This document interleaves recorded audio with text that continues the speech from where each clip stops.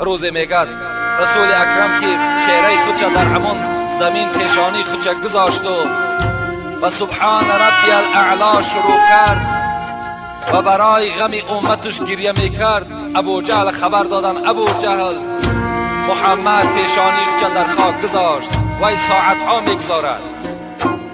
ابو جهل میگد از جای خود خیست و دوان به همون جایی که محمد سجده داشت آمد و مجرد مفسر قرآن میگوید نزدیک شد، یک چهره ناخوبه در ابو جهل پیدا شد و پس گشت. میگه نزدیک نشد. وقتی از او رفیقاش پرسیدن چیکار کردی؟ پات نگذاشتی در گردن محمد؟ گفت قسم به ذات و قسم به لات و عزا، اونها یک بوتی داشتن، هیکلای امروزه ما و شما واری نامه هاشون لات و عزا بود. قسم گفت به لات و عزا که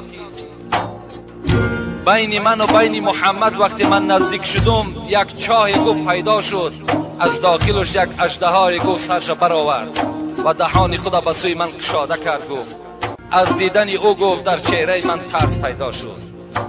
وقتی این واقعه را بر رسول اکرم حکایت کردن که ابو جهل همچنان میگوید، رسول الله گفت قسم به عظمتی آن خدایی که جان محمد در دست اوست، اگر ابو جهل یک قدم پیش میگذاشت فرشته ها اعضاهای او را پاره پاره میکردند. محمد بی صاحب نیست، محمد خدا دارد، محمد در حفظ خدای خود است.